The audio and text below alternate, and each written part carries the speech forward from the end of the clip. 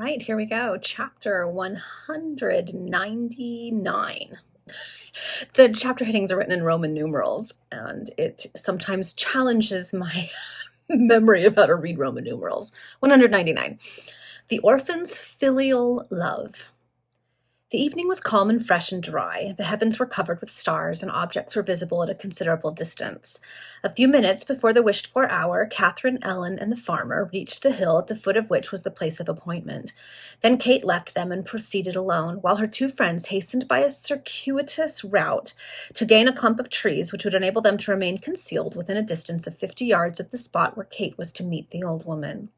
The young girl pursued her way, her heart palpitating with varied emotions, vague alarm, exalted hope, and all the reawakened convictions of her orphan state. She reached the foot of the hill, and in a few minutes beheld a human form emerging, as it were, from the obscurity at a distance. The dim outline gradually defined itself into a positive shape, and at length showing the figure of the old woman whom she had seen in the morning. "You have done well to obey my summons, miss," said the hag as she approached the timid and trembling girl. "But let me look well on your countenance. Let me be satisfied that it is indeed Catherine Wilmot." Then Kate turned towards the moon and parted the light chestnut hair which clustered around her countenance, so that a pure flood of silvery luster streamed on all the features of that sweetly interesting face, a sight too hallowed for the foul-souled harridan to gaze upon. It was as if the veil of the Holy of Holies in the temple were lifted from some being fresh from the grossest pollutions of the world. "Yes, I am satisfied," murmured the hag. "You are Catherine Wilmot, the Catherine whom I saw and recognized this morning. I feared lest your artful friend Ellen Munro, less timid than yourself, might have come to play your part." "Wherefore should you speak ill of Miss Munro?" inquired Catherine mildly. "Malicious allusions to my friends will not serve as a passport to my confidence." "Well, well," said the hag, "we will speak no more on that subject. It was for other purposes that I sought this interview. Tell me, miss, do you remember your mother?" "I remember her with that faint and dim knowledge which consists only of many vague and dubious impressions," replied Kate, in a deeply plaintive tone. "I was but 4 years of age when God snatched her from me, and it was not until I was old enough to feel her loss that my memory began to exert itself to the utmost to recall every incident which I could associate with her kindness towards me. For kind she must have been, because every reminiscence which my mind has ever been able to shadow forth concerning her fills my heart with grateful tenderness and love.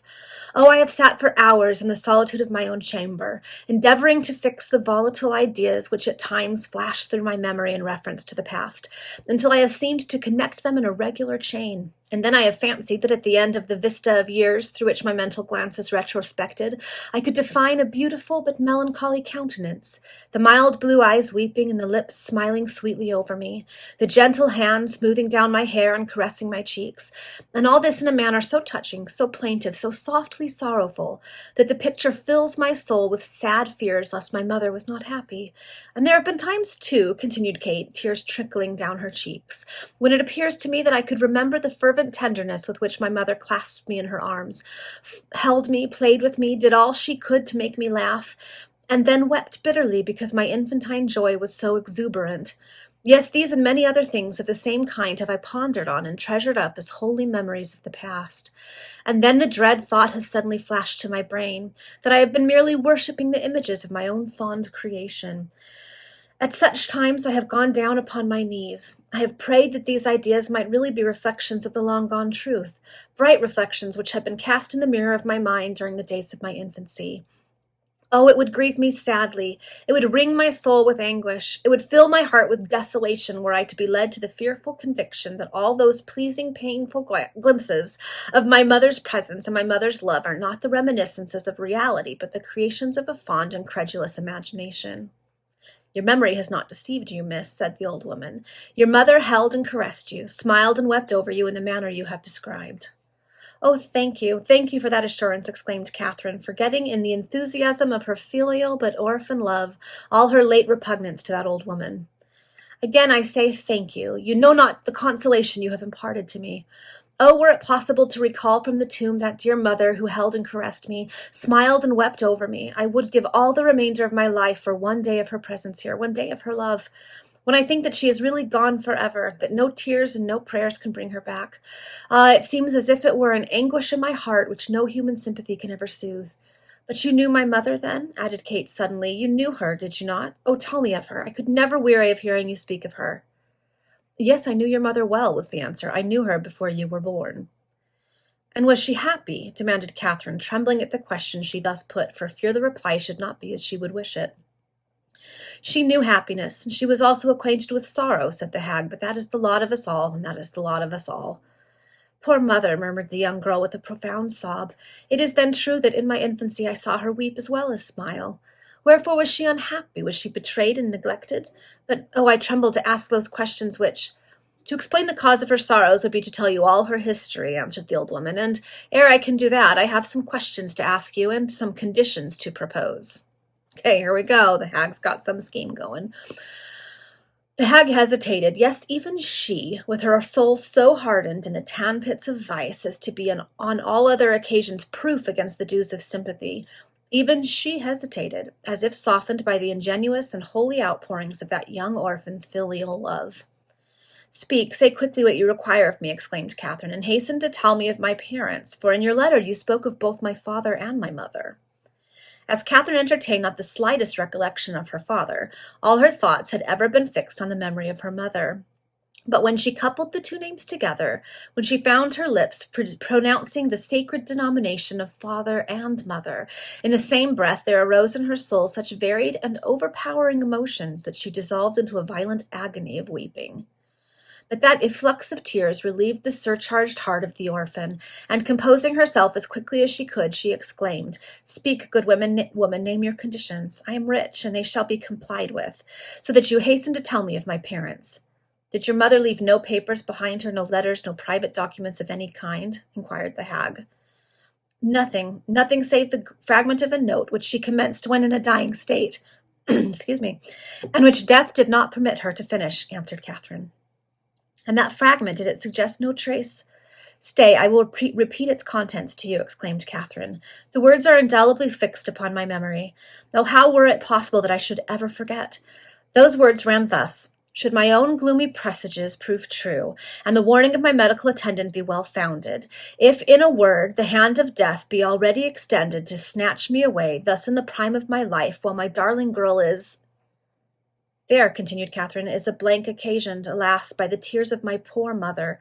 2 or 3 lines are thus obliterated, and then appears a short disjointed, but a most mysterious portion of a sentence, written thus, and inform Mr. Markham, whose abode is— There's not another word on the paper, added the orphan. Markham, repeated the hag, as if sorely troubled by some reminiscence. She mentioned the name of Markham in a letter she wrote on her deathbed. Young lady, did you ever hear more of that Mr. Markham? Inquiries were instituted at my mother's death, replied Kate, but the Mr. Markham alluded to in the note could not be discovered. The very name, however, seems to be of a good omen for me, for one of that name, who is now a noble of exalted rank and the commander of a mighty army in a foreign land, has been my best friend, my benefactor, my saviour. Yes, it is to Richard Markham. Ah, now I comprehend the cause of your intimacy with Miss Monroe, said the hag hastily. She resides with her father at the house of Mr. Markham. And so, she continued in a musing tone, so that same Richard Markham is your friend, your benefactor. Oh, what should I have been without him, said Catherine. When I was involved in that fearful situation of which you have no doubt heard, he was the only one who came to me and said, I believe you to be innocent. May heaven ever prosper him for that boundless philanthropy, that noble generosity which induced him to espouse the orphan's cause. Yes, to him I owe the development of my innocence, the unraveling of that terrible web of circumstantial evidence in which I was entangled. He employed an active agent to collect evidence in my favor, and the measures which he adopted led to the results which must be known to you. It is then as I thought, said the old woman, scarcely able to subdue a chuckle of delight. You know but little concerning your mother, and nothing relative to your father. And it is to receive precious communications on those points that I have met you now, exclaimed Catherine. Let us lose no more time. My friends will grow uneasy at my prolonged absence. Speak, in the name of heaven, speak on a subject so near and dear to my heart. Listen attentively, young miss, to what I am about to say. Listen attentively, returned the hag. Now do not be alarmed at my words. You will see that I am disposed to act well toward you.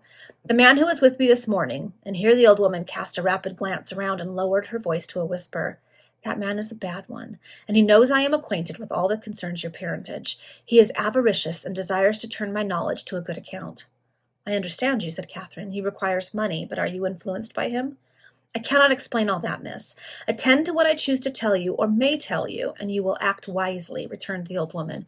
He is a desperate man, and I dare not offend him.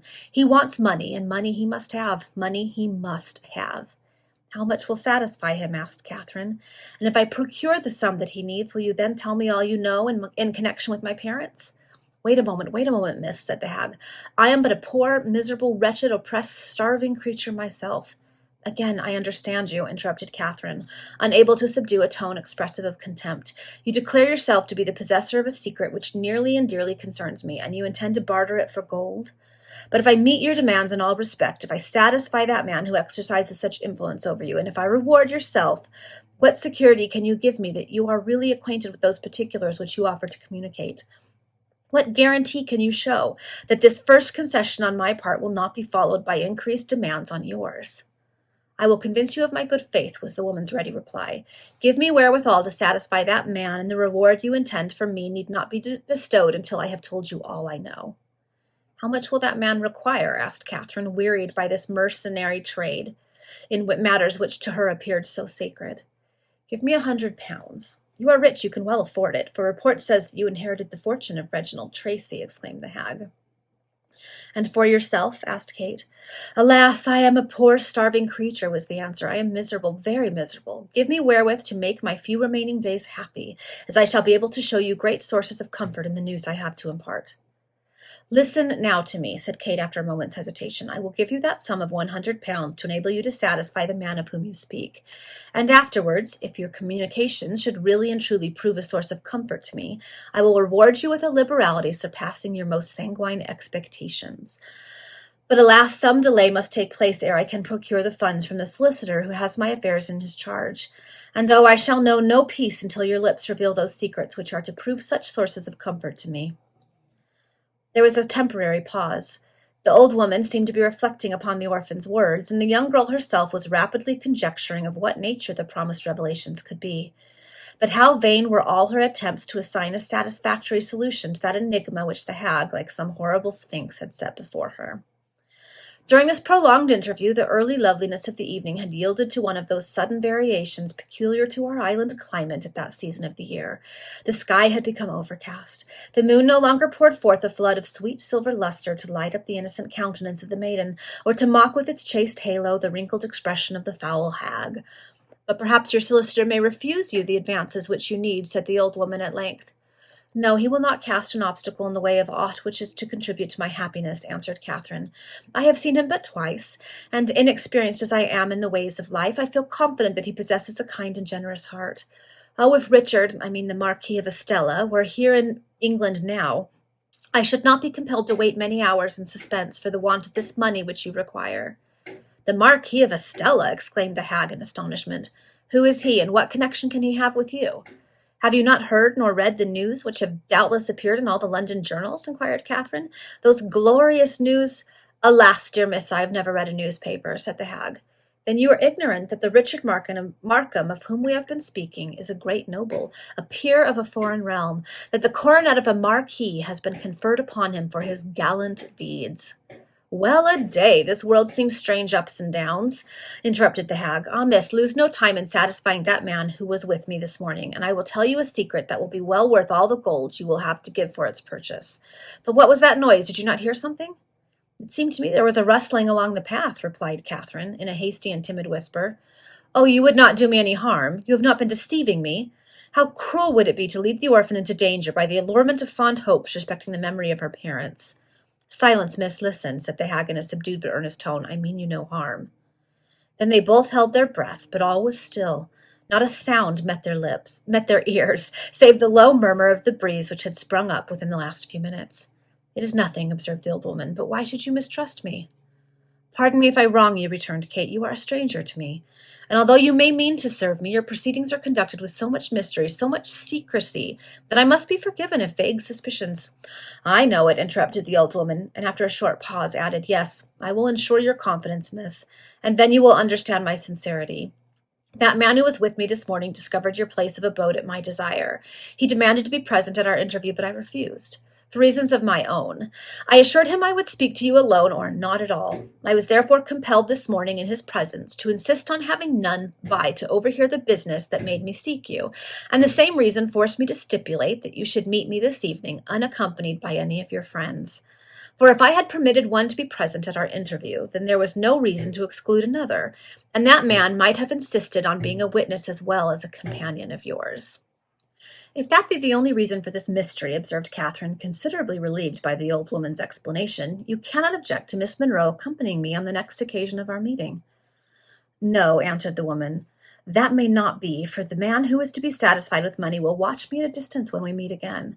But afterwards, at any future interview that may be necessary, Miss Monroe may accompany you. I understand you, said Kate. Tomorrow evening I will meet you again, here, and at the same hour. I shall then doubtless be prepared to give you the amount necessary to satisfy that man's avarice, and his interference will be disposed of. It will afterwards remain for you to satisfy me, and for me to reward you. Agreed, young lady, agreed, answered the old woman.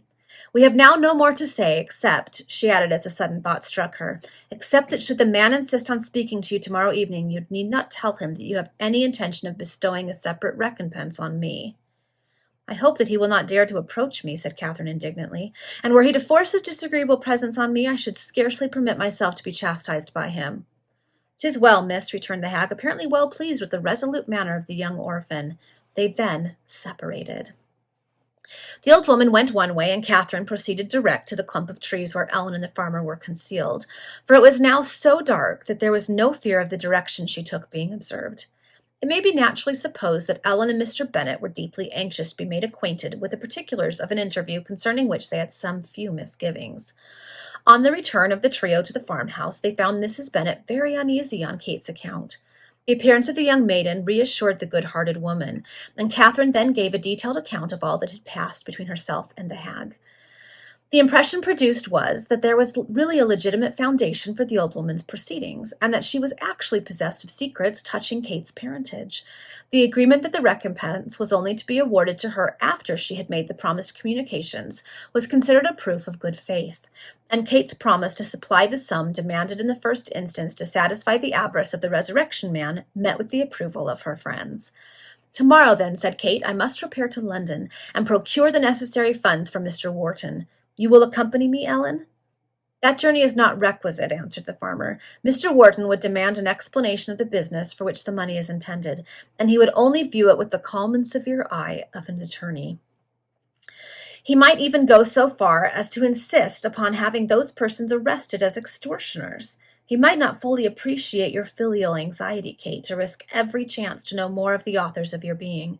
I can well comprehend your feelings, and after all, the venture is but £100, for the old woman is to make her revelations before she receives the recompense. No, you shall say nothing to Mr. Wharton on the subject. I am going to London tomorrow, and on my return I will supply you with the sum required. It is needless to say that Catherine expressed her gratitude to Mr. Bennet for his goodness, and Ellen readily promised to stay at the farm for a day or two longer, until the pending mysteries should be cleared up. Mr. Bennet, moreover, undertook to call at Markham Place with a note from Ellen to relieve Mr. Monroe of any anxiety which he might feel on her account, as her absence from home would be protracted beyond the time originally contemplated. Okay, that's the end of the chapter. I'm assuming in the next chapter we're going to find out the history behind Catherine's mother and who her father is and all that, so we'll see.